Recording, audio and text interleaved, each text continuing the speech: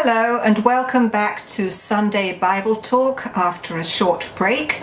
I knew that traveling this time would not allow me to do any writing, let alone videotaping. Not only did I go back to visit my family, but I was lucky enough to be accompanied by my daughter and her family, and so I was tour guide and really immersed in family activities, which was quite delightful. So our theme today, or rather when I say today I'm referring to Sunday, January 20th, which has not yet happened.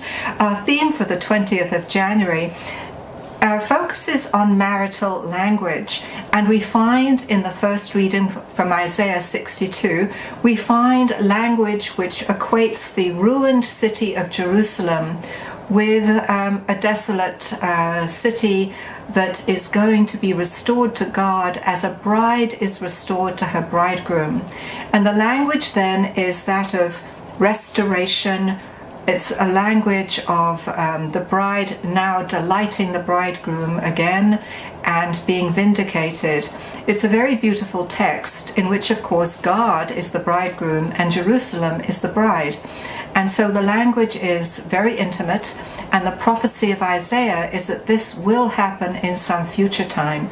And I suggested in my reflection that this might be a vision for the Catholic Church at the present time, where we're certainly in a time of ruin and desolation and need to become God's beloved once again. Or, I don't know if we ever stop being God's beloved, but perhaps to experience ourselves as God's beloved by doing what is needed in terms of penitence and rebuilding. And then, of course, we have our gospel text, which focuses on the transformation of water from those empty ritual jars, which the servers fill to overflowing, and from being empty, the jars now flow with wine, which I suggest is the wine of passion, the wine of transformation. After all, the wedding feast of Cana is a wedding feast, and that which is empty is now full, and the wine of passion now flows freely for all to drink, to the point of whatever inebriation they want to reach. And of course, we're not talking about drunkenness, but we're talking about spiritual ecstasy. So, marital language, what does this do in terms of describing our relationship with God? Sadly, the language that is typically used in textbooks, in sermons, in classrooms, when relating to God, is language that reduces God to something rather prosaic, to a God up in the skies, some remote judge who keeps tabs on all our activities, writing our name in the book of the saved or the book of the damned, as the case may be. And then we have language about Jesus, which reduces him to our buddy, our friend, but fails to communicate the depth of intimacy with which he seeks us. So we keep God at bay with our language and our imagery. We use very stale, old, safe imagery. And the language of marital intimacy might seem just a little bit too hot or too risque to use in our churches and seminaries and schools.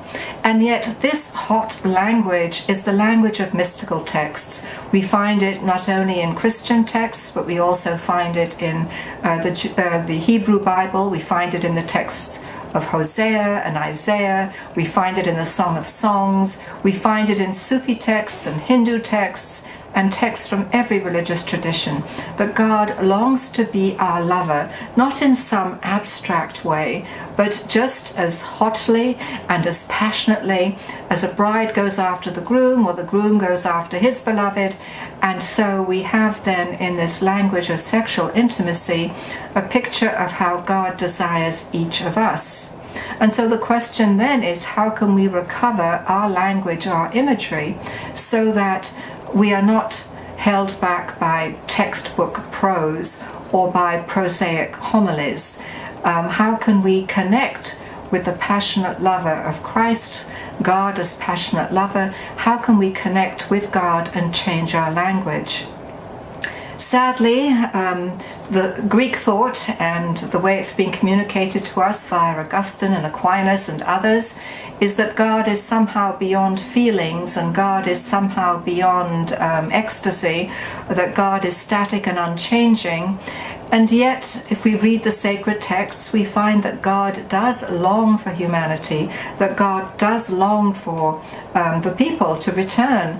And in fact, we find that in Jesus' parables. Just look at the parable of the lost son, where the father is, the prodigal father longs for the prodigal son, and there's this passionate desire to have him come home. So that if we look at Jesus' own stories about God, the parables, we do find that they reflect passion and intimacy. So as we look at today's gospel in our first reading, the challenge for us then is, how can we, in our own language and imagery, imagine God as the lover in pursuit of us? What does it do to our relationship with God to think of God as lover and ourselves as beloved? I would suggest that it would radically change the way we think about God and the way we think about ourselves. If God is some remote judge, then we may perceive ourselves to be uniquely unlovable because of our faults and our failings. But if God is the lover who is passionately in love with each of us and with humanity, then God loves unconditionally, and when we respond, then the possibility of union is restored, and the possibility of that intimate relationship again is actualized.